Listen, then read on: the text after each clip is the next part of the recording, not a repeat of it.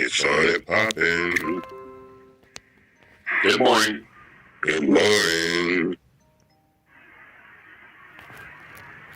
How are you?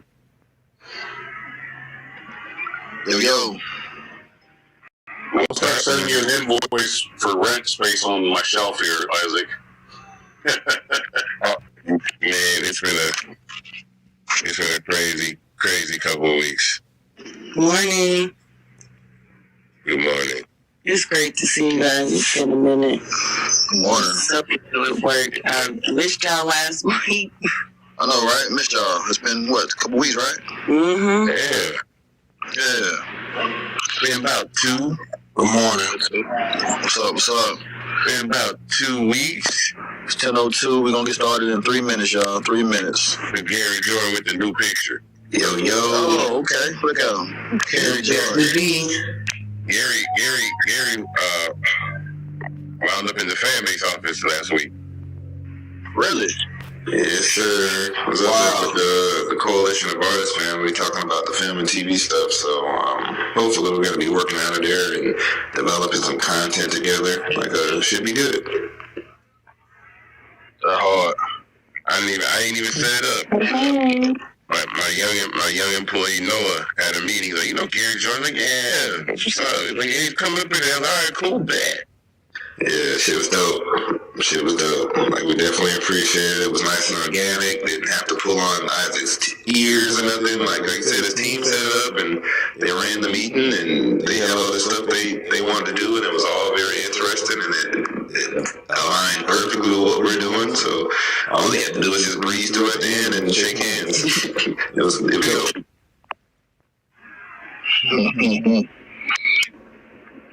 Okay. 2 more minutes, y'all. Matter of fact, while we waiting, everybody hit the plus sign at the bottom of your phone. Go ahead and start tweeting out the room. We back. We are back. Yeah, it's first week back in a couple weeks. I hope everybody enjoyed their Memorial Day weekend.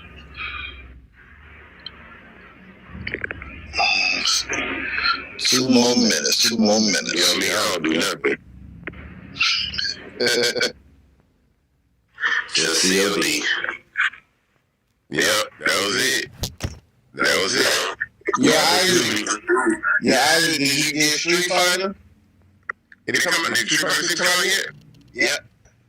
I might have to grind it. I mean, I don't have time. Like, I've been playing Street Fighter since like 92, but I don't really have time, man. It was like, the only thing I got time for is Call of Duty. When all my people can play, we all can't play together, so whenever we find time to get in there and just whoop up on some folks and take their money. But what you usually be playing, multiplayer? You mess with DMZ? No, we play multiplayer. We play Warzone? Plunder, Warzone Plunder. Oh, okay. Yeah, I be seeing you on there, but you be squatted up already. Oh yeah, we be in there whooping, man. We be in there jacking folks. It's really fun though. We gotta do like one day organize like a free for all, like with, cause I know I think ATLJ could be on there. I got a few guys on that be on, like some producers and shit. Like, we need to put something like that together. I'm the best. Kind of cool. Well, I'm a flex real quick. You know that the co-founder of Activision is also the co-founder of Start Engine. His name is Howard Marks. Really? Yeah, I had a call with Howard last week. Me and Howard were talking last week. I asked him straight up, I was like, Howard, it's a dream of mine. Can we just have Call of Duty Star Wars? Can we just do like Star Wars, but like Call of Duty? And he was like, man, if it was Lucasfilm Arts, it would have been better. But since it's Disney and it's like guns and stuff, they probably won't do it. But he was like, man, it's a great idea. But it's like Disney's so protective of their IP, they probably would never do it. But I was like, that would be the largest selling game of all time. That's right. Look, it ain't got any bullets. It better be lasers. I don't care. I just want to shoot stormtroopers and Wookiees and Ewoks and Mandalorian and oh man, it would be so much fun. Like, you know how much fun that would be. But That would be kind of good, man. For real. oh yeah, that's it. I got a Call of Duty camp on here though, so. Oh, yeah, I forgot. Yeah, he does. Invite me to that. Yeah, I'll invite you. Yeah, I'll invite you to it. For sure. All right. So look, y'all, it's 10:06 now. Let's get this thing started. Welcome to the Monday Morning Marketing Meeting. I'm your host, Nick Love. Follow me, like me, love me here on Fanbase, please, please, please.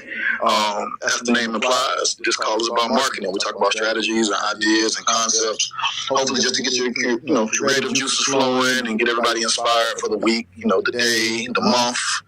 We are first call since Memorial Day weekend, first week of June. Summertime is here. Some of y'all will be taking the summer off. Some of y'all will be taking the summer on. And either way, like I said, this call is here for you, man. Like, this is where we geek out on like ideas and stuff that get everybody's excited. This is my wheelhouse. This is shit I love to do. Luckily, I don't have to do this call on my own. I'm joined by some of my smart, brilliant, creative friends who are up here on the stage. So shouts out to them. Missed y'all. Like I said, we hadn't been here in like a week, 2 weeks, so it's been a while. So I can't wait to kind of jump into today's topic. And and shouts out to everybody that's in the audience. You guys are much appreciated. We can't do this without y'all. This is a community call. This is what we try to drive everybody, the fan base, to be a part of. So, we always know that right now, let me see, we've got about a little over 50 people in the call. I know by the end of this call, we'll double that. That's what we always do. And, I'm grateful. I'm really appreciative of everybody who joins this call every single Monday. Before we get into this call too deep, Isaac, do we have any updates on fan base that we need to know about? We have a release this week. It's revenue dashboard. Pretty cool. I don't give too much away, but you will be able to track like every single person that gives you revenue. You'll actually be able to see where it comes from. Like, I don't care if it's a love on a post or an audio room or subscription. There's a couple other cool little features that will be along with that. You'll actually have the ability also to share your revenue. So you'll be able to just click a button. It'll create like this cool little card to show how much you made. You can actually tweet that, post that on social, wherever you want to put it. It works pretty awesome. It's really, really good. And then we are at the storage rate. I've been kind of quiet about it because I've just been waiting to get past a certain point, but we've reached the cap that I'm going to go before we move on to the next phase of fan base. And so that is $5 million. And so right now we're at about 3.3 maybe.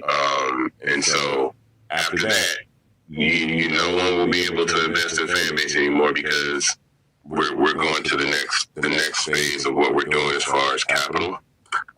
But every time we extend the raise, we get a huge wait list. So I'm trying to just let everybody get on board. And then after that, we're not doing it no more.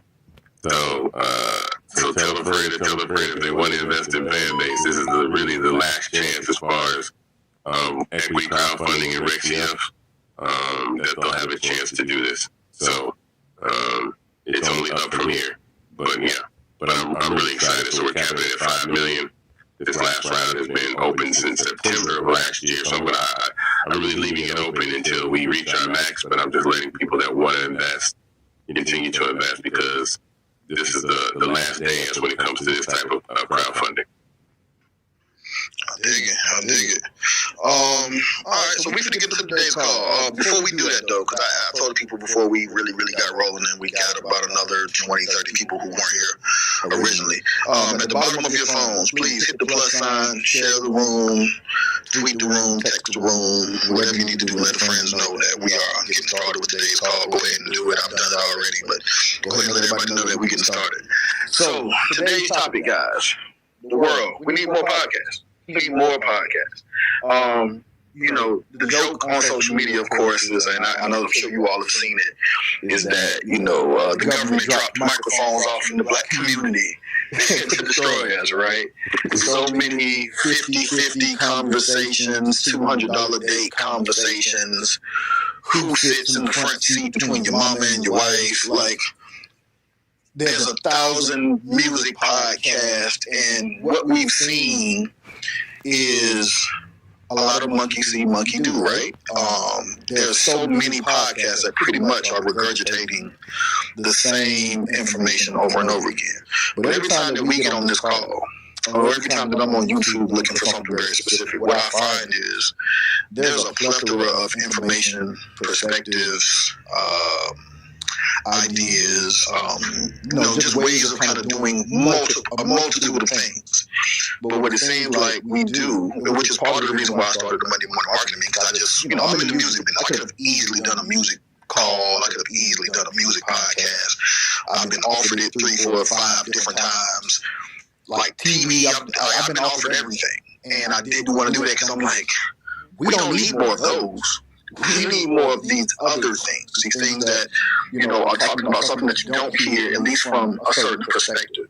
So today's call is not only like a call to inspire you guys to go ahead and get some of these rooms started here on Fanbase, or go ahead and get your podcast or whatever it is, but it's more so tapping into the niches of being very specific and intentional about what you want to convey, and also I don't want to dissuade or deter anybody from doing something they planned on doing, but I do want to ask, or why you guys think, like I said, I know why there are 50 different versions of the Joe Budden podcast, right? Everybody's doing their version of Joe Budden. Everybody's doing their version of academics or Charlemagne. We see it all the time, but why are we not seeing, the black hunting podcast, the black fishing podcast? Why are we not seeing the hip hop whatever podcast that taps into a subject matter that isn't overdone, isn't oversaturated, but hasn't been spoken about, from our perspective? So I wanna ask you guys why you think it is. I want to ask you guys, what do you think the next frontier of these podcasts, of these mediums, of these platforms are?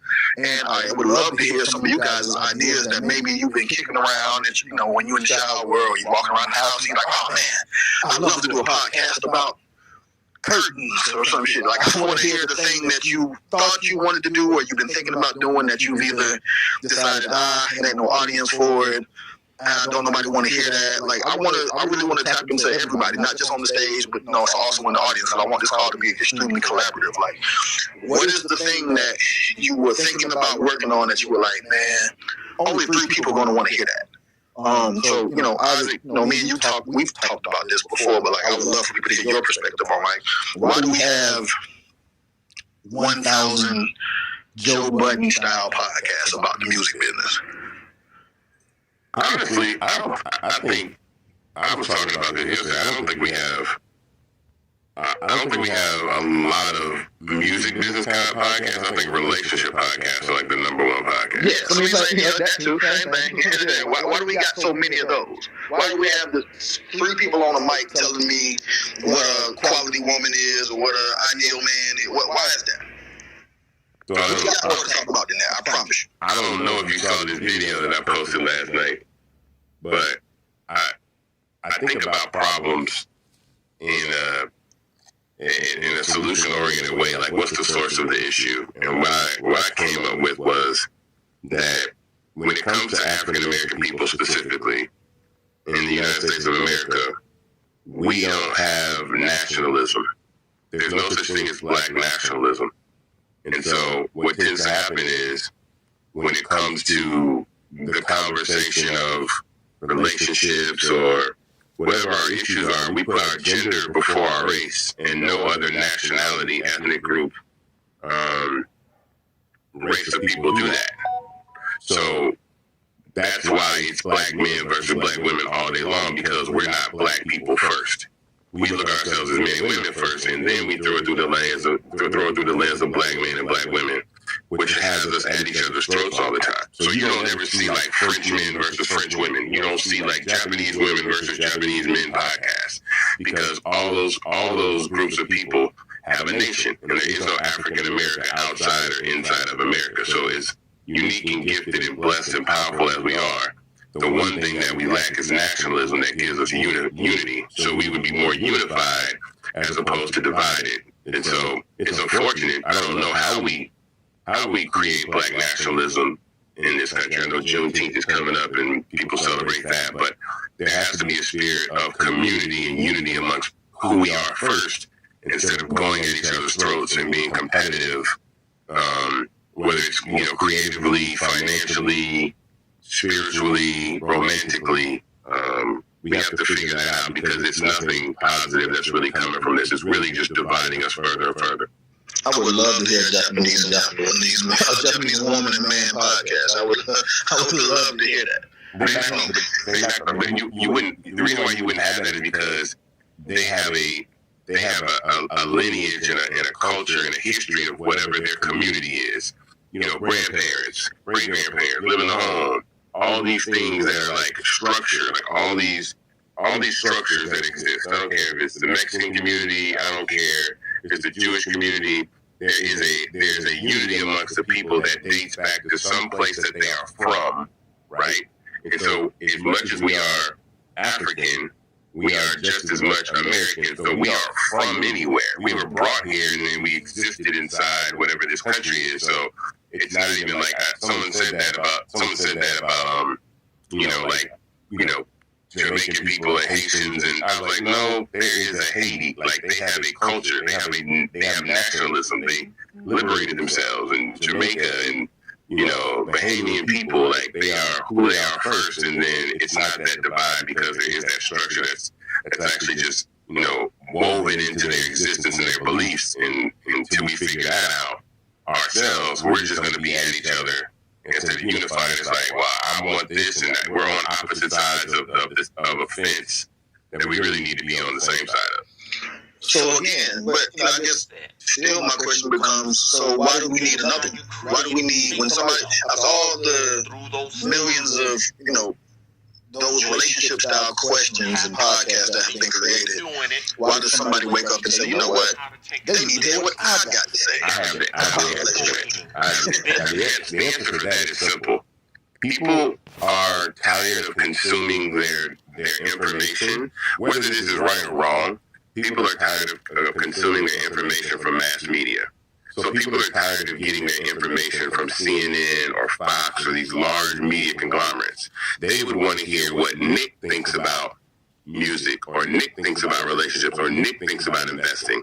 And so everybody has an audience. So there's a fan base of people that want to learn and understand the world through your lens, and you be the content distribution platform. So someone like Joe Budden is not talking about anything different than what academics is talking about, but he's talking about it in a way and to a certain group of people that ingest that content differently. It's the same thing with First Take and Undisputed, right? It's like they're talking about the same stuff, but do you want to hear from Skip Bayless and Shannon, or do you want to hear from Stephen A. and the guests that he has on his show? And so people want to consume their content and their information from specific people, and that's the future. That's really what gives everybody the advantage to monetize in a way and build an audience, because my perspective, like Ray Daniels got a podcast called The God Show, right? People want to hear the world and the opinion in the way that Ray shapes it, or the way that Big Black shapes it, or the way that all these, decisions or brilliant people people want to get their information that way. So it's wide open. Not that we don't need more, that people I go by the name of Big Energy. Now, what is this thing called Love Fest? We have 1,000 podcasts. We have 10,000 more, and they're still all successful. So I want to hear from the rest of the the relationship shit is low-hanging fruit to me. And like I said, that's no knock on anybody. I love relationship conversations. I could talk about it myself. I don't want to do a podcast on it, but I mean, I don't mind having the back and forth and the banter of it. So this is not a knock on. Let's just hop on relationship podcast. But I guess my thing is, where's the creativity, guys? Like, where's the and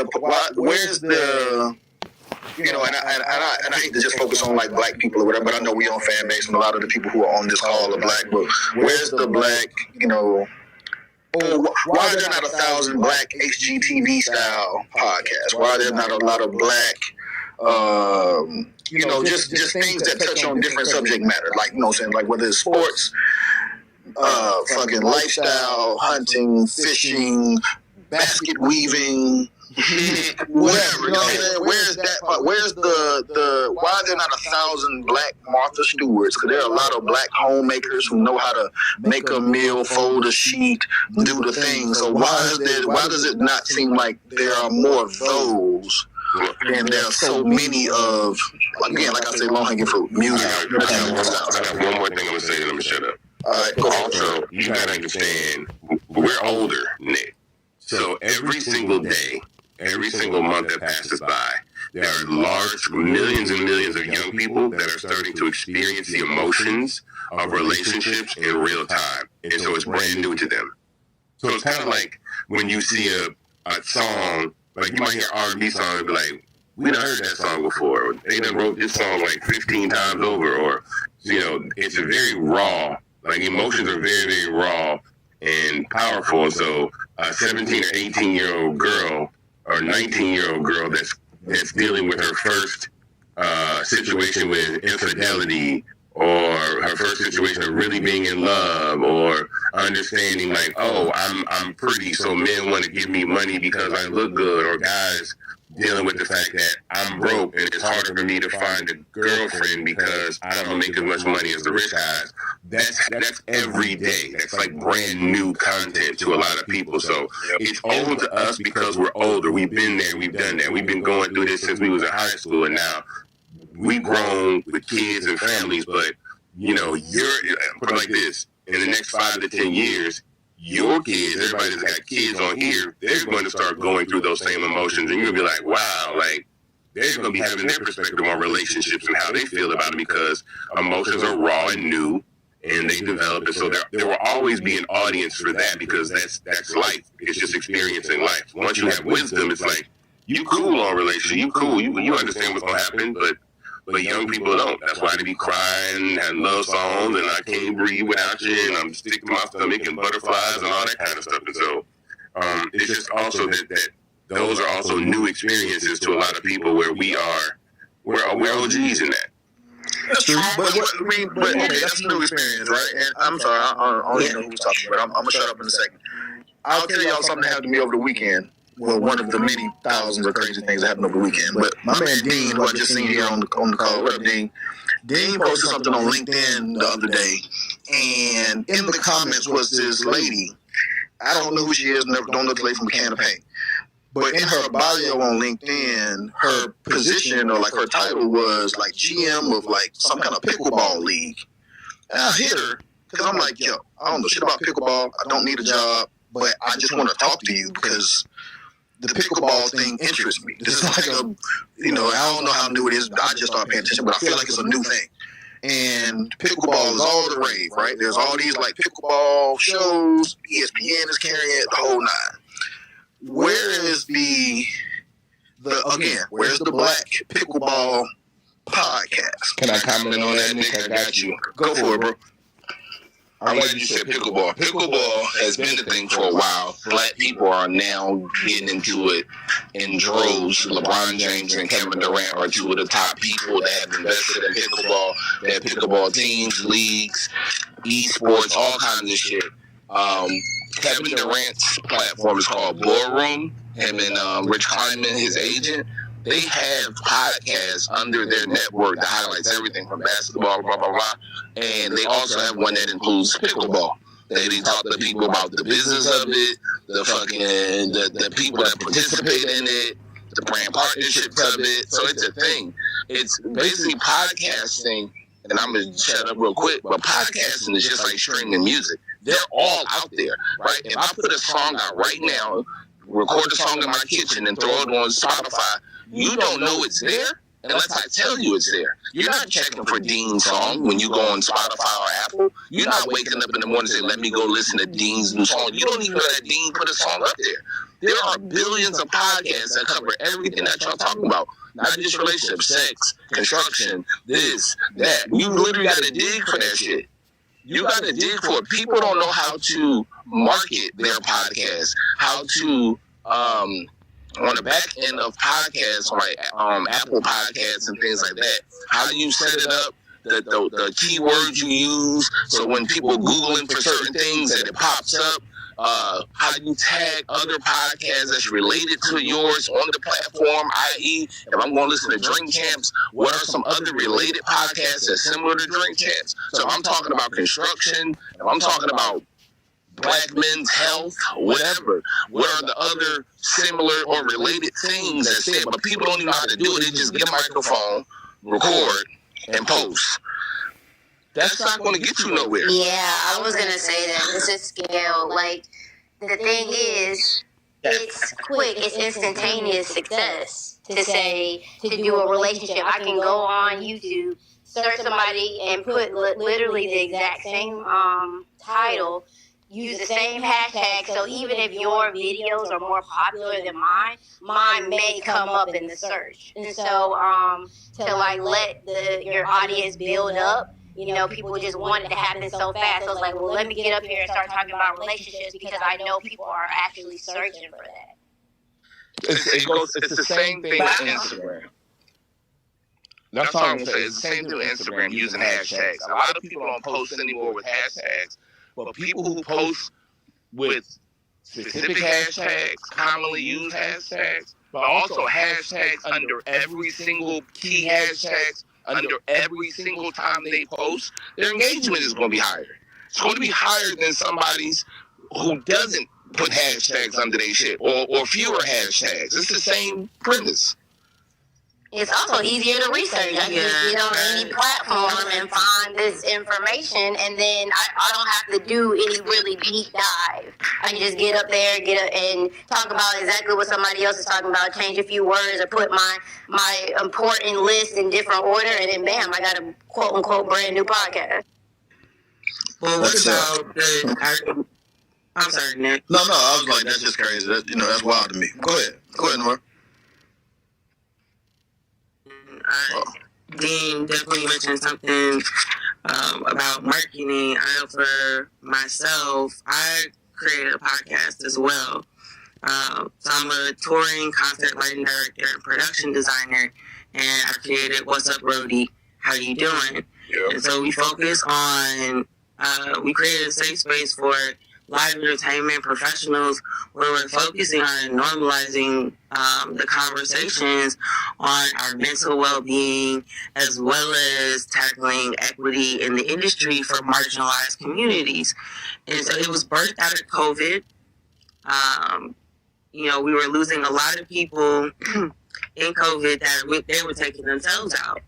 And mental health is something that's very, very important to me. I practice mindfulness, I'm in therapy, and so I started noticing similar conversations with people I work with, people I look up to, and it's stuff like, I don't have the distraction anymore. I've never had to sit this long with my thoughts. And I just realized, like, your job should not be your distraction from your life. It should add to it.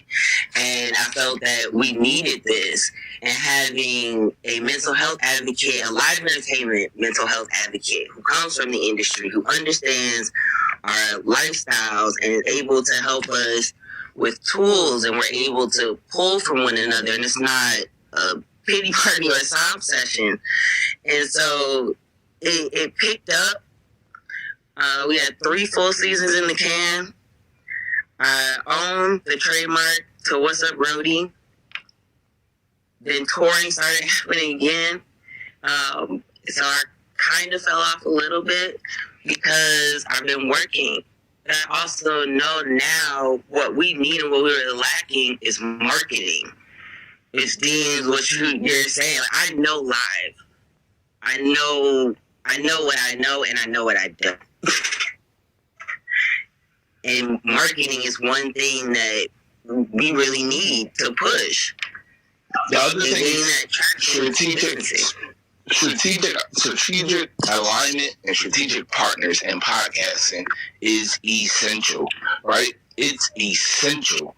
Like, it doesn't have to be, everybody looks at the big shit, and that's the problem. We all look at the big shit. Oh man, Drink Champs is with Revolt, and this and that, and Joe Budden is Spotify, and Gillian Wallow got the $100 million Barstool deal, blah, blah, blah, blah. But people act like they forget when Drink Champs and them didn't have a deal, and they was like had like folding card tables that they was doing their podcasts on like 7-8 years ago. Like nobody wants to put the work in. Everybody's trying to rush it. The one thing, the lesson is in the work. The lesson is in the work. Just do the fucking work. Yes. As you continue to push and progress, the opportunities will open themselves up. I was just about to say that. Like, one thing that has made our podcast grow is reaching outside of our network. I joined the podcast in 2020. It started in 2018, and I'm talking about Black Fly on the Wall. It's on YouTube, all podcast platforms. And one thing that I came in and said is, like, we have to get out of this network. Like, it was just mostly the same type of guys with the same type of mindset. And so that was, like, one of our biggest things. So, like I always say, collaboration is everything, right? So, you know, reaching out to people in different networks that went to PWIs. Me and Gary and our CEO had a conversation about, you know, what he does and stuff like that, and really tailoring it so that people that are in his network and his audience will relate to it, and then our new people that will tap into his network will, you know, get a new perspective. And so we are, like, you know, collaborated and using each other's network to grow our own networks. Real shit. Hold on. Hey, Gary, it's 10:30. It's the midpoint of the call. I want to start bringing people up from the audience.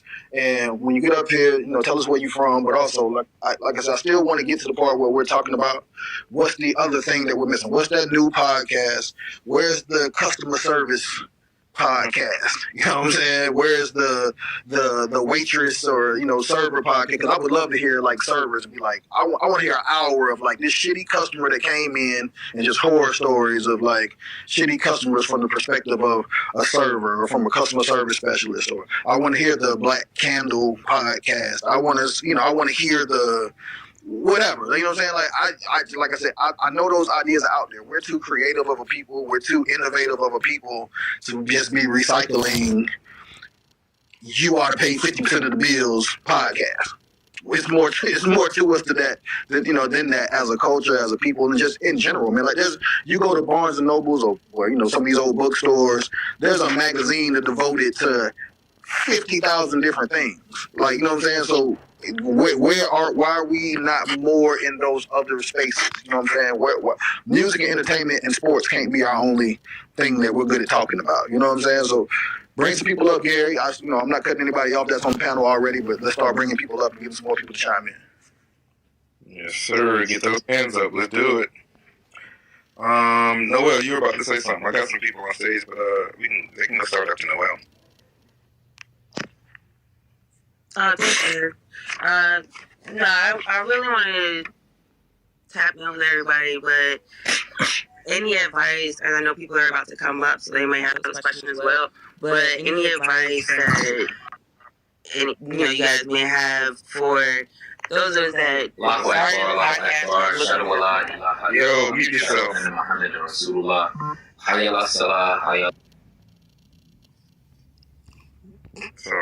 Well, for those of us, like I've been wanting to get back into What's Up, Brody. Honestly, the work got very overwhelming, and wanting to, now I want to grow the team. I have a small team, but we do have fans. We do have people that that follow along with us, and partnering with other people in life. I really want to bridge and bring mental health awareness into our industry and highlighting that. So any advice anyone has, for a new podcast, old podcast, revamp podcast, in addition to strategic marketing, my only advice in terms of growing, I would tell you, looking around, searching. Dean brought up hashtags, which I hadn't done in a while. Something I used to do all the time. Searching just hashtag and looking at who talking. Inviting those, because the same way that a lot of these music podcasts, like, I'm going to bring T.I. up here, I'm going to interview T.I. A lot of the music podcasts groups are talking to real off their audience. But the same thing they're going up.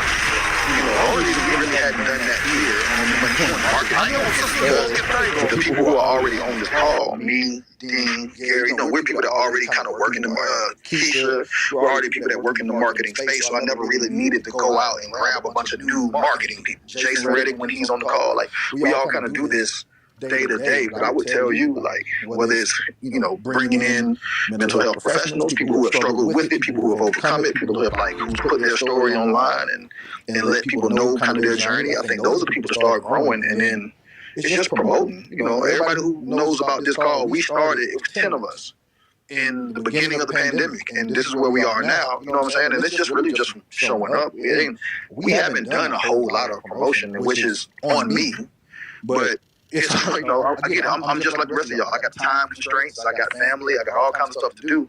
So marketing, ironically, just sitting here making my gift back. Organic and advertisers spend a lot of ads. Something I could very well do, but I think to each his own. But I just think you just need to start tapping into other people. Let other people bring the audience to you. Luckily Dean has an audience. Isaac has an audience, Gary has an audience, Keisha, all of you guys are bringing 2-3 people to the call every week, and it just is growing. Hi, everyone. So that's really the only thing I can offer. Organically, that costs you nothing. Thank you. Oh, I'm sorry. Go ahead. Go ahead. I was just gonna say, start with a plan, right? You want to bring clarity to what it is that you want your messages to be. So start with a rough draft of a plan, and then you'll be able to figure out how you can make that plan come into fruition, if that makes sense. But start out with a plan, and then you'll know, okay, I need to talk to this person because I want to amplify this message. I want to reach out to these people so that I can amplify this message. But it all starts with a plan so that you have clarity so that you can get to what you need to get to. So that's what I wanted to. Thank you. You said something right. Can you guys hear me? Because I'm on the road. Yeah, we hear you. Yeah. Hi guys, I haven't talked to you in a long time. I just wanted to share a little something. There's a guy, his name is James D. Shaw, and he's a real estate coach, right? When the pandemic started, he started a Facebook group, and it was kind of like a podcast, and he didn't really realize he was starting a podcast, and it's kind of like the Monday morning marketing meeting, right? He started it because he felt like the pandemic was going to shut down real estate agents, and there once was a ship that put to sea, and the name of the ship was a billy. It went the reverse. It went through the roof. Now it's pretty much down. But at any rate, he started it, and it was only probably about 20, 30 people. Well, today he has over 100,000 people in his group, and they get on the call every single day at 8 o'clock, but then he also has breakout things that he does, in a podcast kind of way. And then he opened a coaching group that people pay a certain amount every month. Then he does meetups where people pay $3,000 to come because there's so many authors and everything that want to be a part of what he's doing because the audience has grown. So with that, I'll say the key thing, Dean is 100% right. It's how you market it. But the most important thing that you have to have when you do a podcast, because I've worked with another podcast, Isaac has actually been on there. The biggest thing that you have to do for your podcast is have a strong value proposition. Have a very strong value proposition. What is the value that you're bringing to people in your podcast? And that content, how strong is it? I listened to Kevin Hart's podcast, very great podcast. He changed it because he wanted to build the value proposition. It used to be, I think it was gold mines with comedians or something. And he was like, wait, I'm bigger than jokes. Everybody has a podcast doing jokes and fucking around. So he changed it to gold mines. And gold mines is about people with big thoughts and big life and all these big people and diving deep into what they've done. He changed the value proposition to be something that helps people to want to get to where these people with big minds and big thoughts are. So think about that and people will find you. I also think that we batch content. So on a Saturday, we'll shoot enough episodes to last us 2 whole months, right? and you have to be, and in that way, people busy, people have kids, people have whatever, and so we don't ever run out of content because we have so much content, and you have to be super organized. So we already have a meeting, we have a run of show, so when people come in, they get out, and we stick to a very strict schedule so that everybody, we don't waste anybody's time. I dig it. Who we got up here, Gary? All right, so Dying Peace. Good morning, Tiffany. Did you want to go? Good morning. Good morning. Nick brought up something that caught my attention. Me and my sister actually are starting our own podcast about customer service. My recent role, I was working in tech. I was director of customer service for about 5 years, and so coming out of that, I'm like, I think Nick knows my biggest pet peeve is customer service and how you can get pretty shitty customer service at some places and stuff, and actually then kind of pivoting from customer service, where do people in those roles go? So we're really excited about that upcoming podcast. We'll be sure to promote it on here. What's it going to be called? It's called Hold Please. Hold Please. I love that. Yeah, I like that. Love your shit. All right, Tim, welcome to the stage, my brother. Where you calling from this morning, and what would you like to add to the conversation? Good morning, everybody. I'm in Houston, Texas, and I want to shout out Dean. Dean actually has eloquently articulated what I've been talking about on Fanbase for a few months, is what I call traffic control, right? And sum it up in a few words, distribution is not marketing. And regardless of what platform you're actually on, understanding the distribution channel, right? Fanbase is a distribution channel. It's not Isaac's responsibility to market your particular audio room, post, or whatever the case may be, but he operates in the position of what I call traffic control. Now, going back to what Nick was, his initial question was why there is no creativity. I think it's a few things about that, Nick. And one is, I think it revolves around some of the fundamental intents, right, of the creator, the content creator, not the consumer. So what are some of the fundamental intents?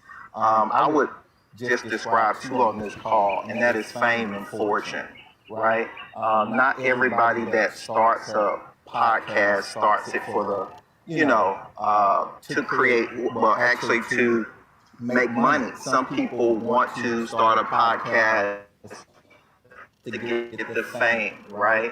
Now, with those two particular intents, then I kind of shuffle to, okay, well, if your intent is fame, do you even consider if your quote-unquote podcast is working, right? So I did an audio room on Fanbase some weeks ago about, is your work working?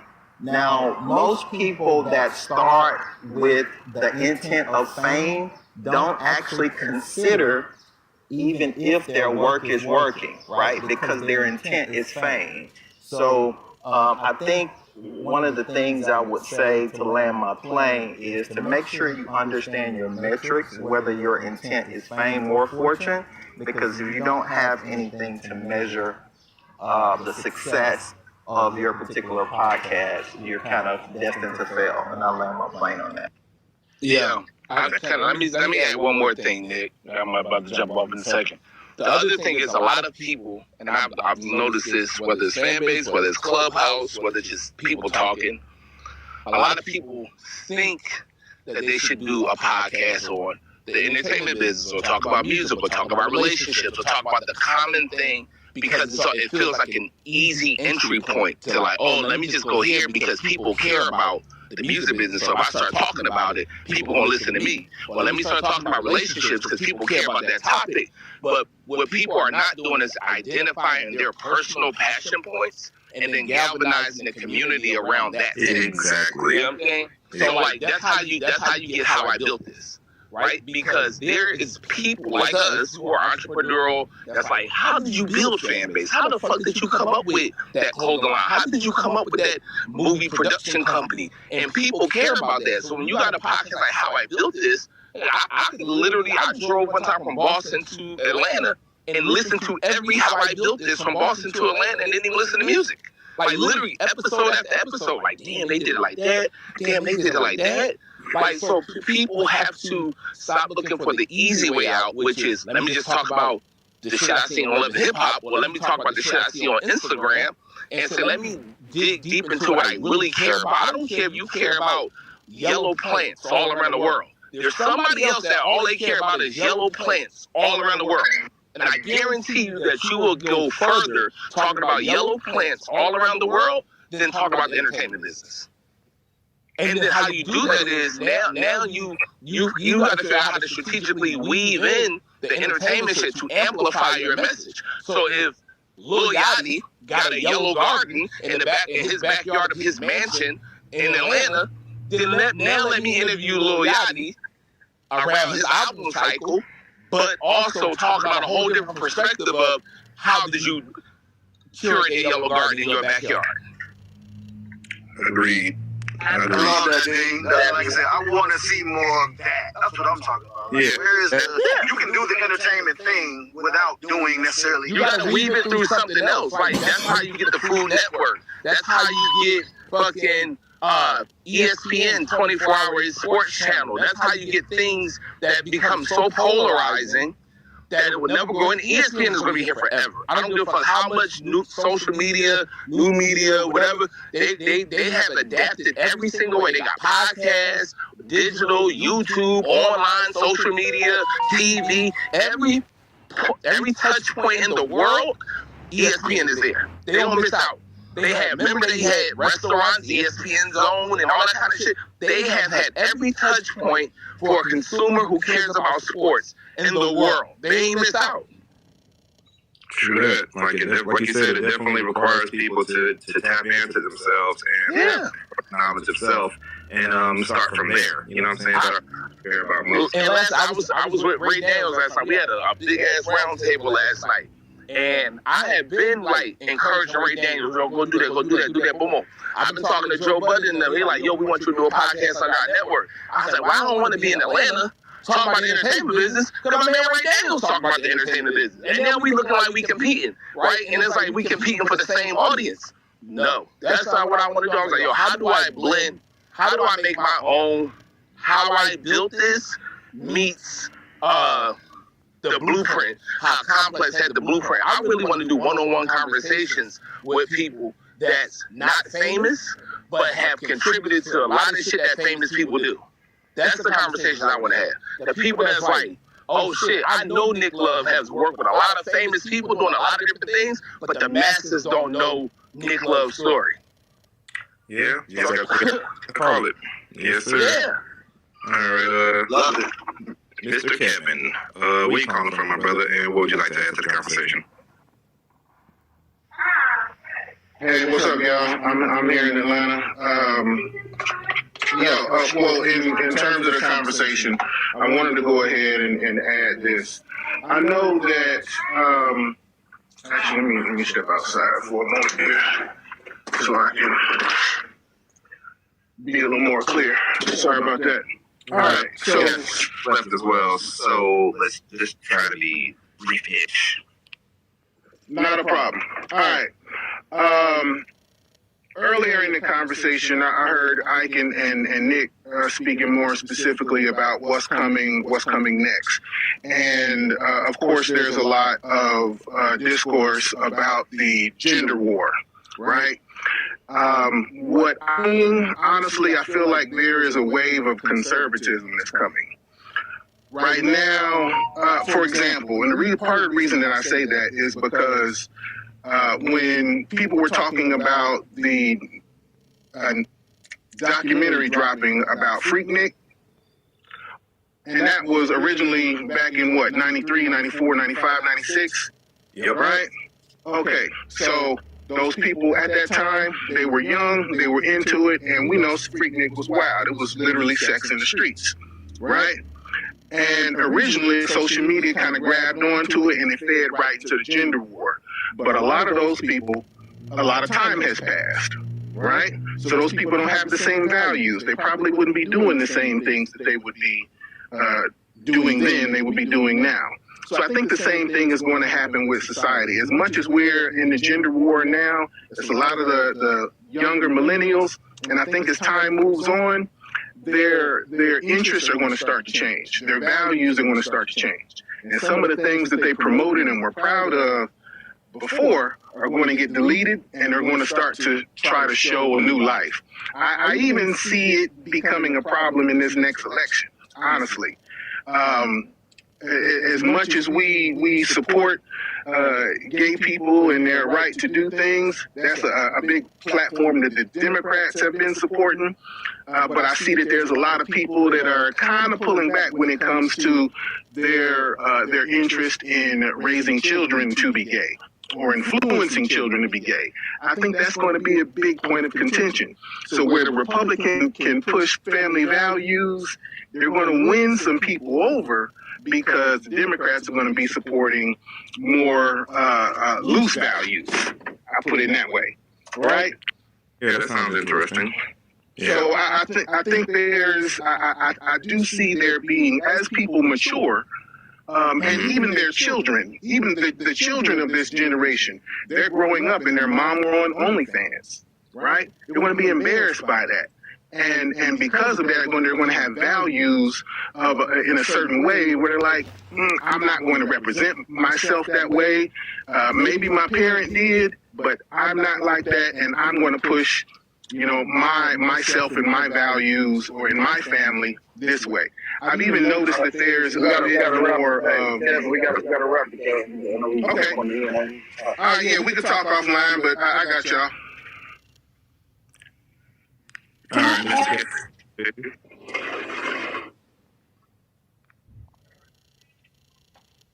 all right, Chicago-Rilla. I don't got to ask where you from or where you from. What up, boy? What's up? Yeah, please add to the conversation, my brother. Welcome to the stage. Where you at? I was trying to come off mute. Man. What up, fam? What up, Dean? What up, Nick? What up, Isaac? Bull, I see you up here, man. What's going on, man? It's my first time up here. Nick, I wanted to answer the original question. I think you was asking, like, why is there so many of these types of podcasts, especially like with the gender war? I thought somebody was going to really hit on it, but the answer is really, really simple, bro. It's a bag there. There's a bag there. It's low-hanging fruit, true indeed. The space, I was just on a podcast for 2 years where we had Kevin Samuels come up. We had the lead attorney up, Melanie King, Six the Goddess. And I left probably about 6-8 months ago, and the conversations are still the same, and there are even more podcasts around this fake gender war being spawned off. But that's really due to the bag that they checking on YouTube. And then, they're not able to scale their plateauing, but they're cool because you can have, 72,000 subscribers. You can probably get 2,000 during the live viewing. And if you check with those super chats, Cash Apps, PayPal, Venmo, however they collect the money, like, that's what it is. But I'm all for elevating the conversation, which is one of the reasons why I had to move around. And the podcast I'm actually looking to do is, centered around Chicago, and it's really telling the real story of Chicago, opposite of what's being reported in the news, right? So everything that they say is ugly about the South Side, I want to show the beauty in that. And everything that they say is beautiful about the North Side, I want to show the ugly in that. So that's what I wanted to add real quick, man. I'll let somebody else get in here. I love that idea. I think a lot of people, Chicago is like one of those cities that, you hear a lot about Chicago. When you go there, you're like, hey, man, like, this is a beautiful city. So I would love that. Hey, Nick and Isaac, I appreciate what y'all doing over here, Nick. I'm in the clouds listening every Monday, man. I love what you're doing, bro. I'm inviting more people over here. Appreciate it, G. I appreciate it, man, a lot. Yeah, love, brother. All right. Hey, Gary. Yes, sir. Gary and Nick, can the young lady that talked about the value proposition, can she expound a little further about that? Well, we have to go offline, bro, because we only got like 6 more minutes. That was Keisha. That was Keisha. Yeah, that was Keisha. Thank you. Yes, sir. Yeah, that was an excellent point. Rossi, what up, my brother? What's up? How everybody feeling? Life is good, my brother. Here, Nick. I'm from. What's up, man? What's poppin'? Decatur, Georgia in here. Shouty. So what would you like to add to the conversation? I'm gonna be brief. I got two things. This is gonna be related to something Isaac said earlier about black nationality. For me, that's one of my passions. I also understand that when you get into it, black nationality is also like the death of America. And that's another thing we got to talk about on another platform or another time. I think you guys' platform is very ingenious for artists like myself who prides itself off entrepreneurship and being an owner and just understanding the process. I think this is probably like the ideal platform for any creator, and I'm going to do my best to kind of share just about what you guys are doing. Appreciate the time. Hey, I appreciate you. And before he goes, I just clicked on his profile. I see Rossi is new to the platform. Please follow Rossi. I'm going to brag on him for 2 seconds before we get to the next person, before we wrap this call up. Rossi, I met Rossi, it feels like maybe 6-7 years ago. Might have been longer, might have been less, not 100% sure. But Rossi was he's probably the only artist that I walked into a room not knowing who he was from a kid. And I walked out of there like, oh my God, that's the most amazing music I've ever heard in my life. And I'm not exaggerating. I'm not saying that because he's here. I've told this story to people, you know what I'm saying, are not around, and people, people who don't know nothing about nothing. I'm really just like, I've only heard one artist that when I walked in, because I hate studio sessions. For anybody who, I'm in the marketing business. I'm not an A&R. I don't care to listen to a million records unless I'm just a fan in general. But I walked into his studio session. I was invited by a really, really close friend of mine at the time, and I walked out of there like, oh my God, this dude is the next Kanye West. And I'm not exaggerating, I'm not putting nothing on it.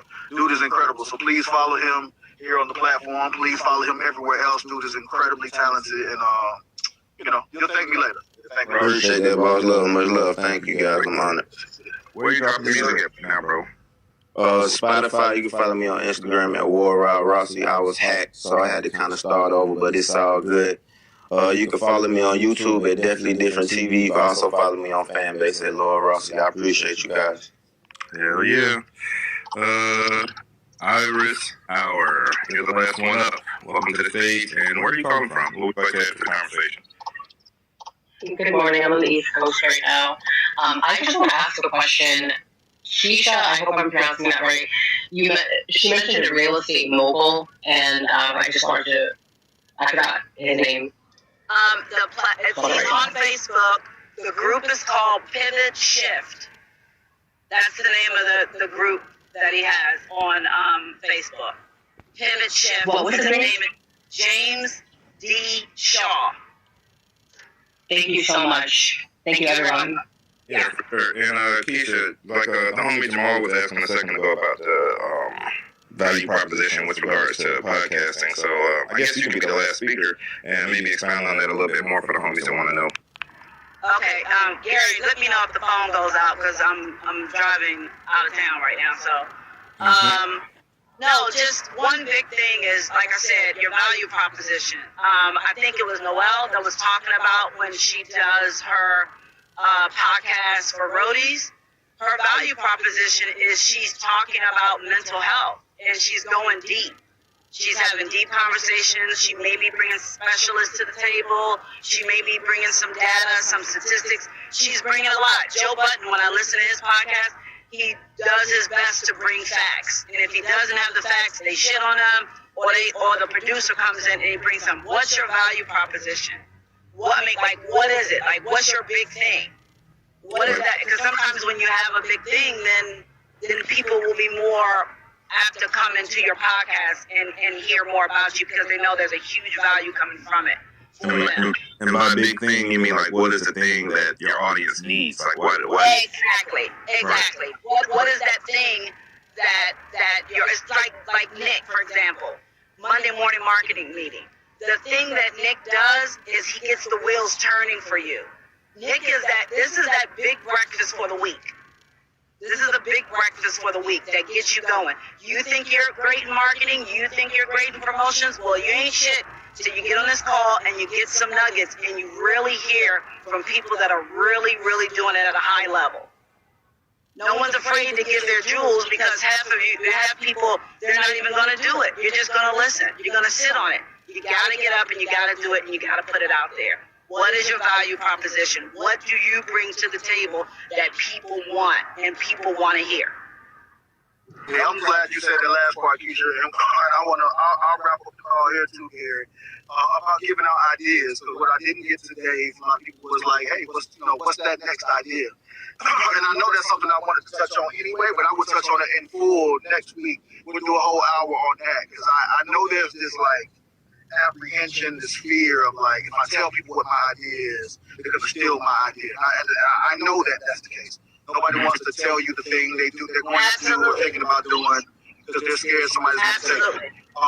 And again, I don't want to make anybody feel like they're paranoid. There is maybe some truth to that, but I can promise you, you're more likely to have somebody hear your idea and say, yo, this is how I can help, or this is how I can add to it, or this is how I can help you execute, than you are somebody just jacking your idea. And if it's a great idea, I promise you, you'll bring your own unique spin, perspective to it, where it's still special because you're the one doing it. And I don't want people to be so afraid, especially on this call. It's like, Dean gets on me all the time, like, bro, that thing you said earlier, you can't just, it's crazy. I'm like, bro, I tell him all the time, like, I got 1 billion of these. I shit ideas every day and just throw them out there because I know I got 20 more behind it that I can do and that I can definitely execute. And I want this call to be that. I want this call to be open. I want this call to be free. I want this call to be collaborative. I want this to be a community call where you throw your idea, your thing out there, that we're more so like, hey, how can we support it as opposed to how we can take it. So that being said, I appreciate everybody jumping on the call today. This was the Monday morning marketing meeting. Yes, ma'am. May I shout out Gary right quick, like 10 seconds? I just want to thank him for coming to our room. I do an audio room on Fanbase called The Dressing Room every Tuesday at 7:30, and he came through and definitely contributed to the space. And so it's a very collaborative space, kind of the same thing you're talking about. Everybody sharing their ideas. So just want to shout him out and show my appreciation. Blessings. Yeah, Gary's amazing, bro. Like he's been a blessing to this call in particular, and just me personally. So, hey, anytime anybody want to shout out Gary, we can stop. Absolutely. Yeah. So we're doing ideas next week because I have one, but I ain't gonna ideas next week. Bring your idea, bring the thing that you've been thinking about doing, that you've been sitting on, that you've been a little apprehensive about, or that you don't have the equipment, the money, the personnel, the whatever. What's the idea that you got next week, and let's talk about it. Let's help you out with it. Nick. Yes, ma'am. Yes, ma'am. This is the last thing, because I'm a closer, so it's just the last thing I wanted to tell everyone. On these calls, when you're on these calls, it's not always just about the ideas, but listen to how people are communicating their thoughts. Because there's a lot that you can use from a lot of people, like I said, that are doing things at a high level that you can take and you can use in your day-to-day business, especially when it comes to how to articulate marketing and what's going on and different words that are being used. Make sure that you're paying attention not just to what they're saying, but how they're saying it. And I'll leave it there. 1,000%. So guys, next week we're talking ideas. We'll be right here on Fanbase, 10 a.m. Eastern Standard Time to 11 a.m. Eastern Standard Time, right here on Fanbase. This is the Monday morning marketing meeting. I appreciate everybody on the panel, everybody in the audience, and I will see y'all next week. Appreciate y'all. Later.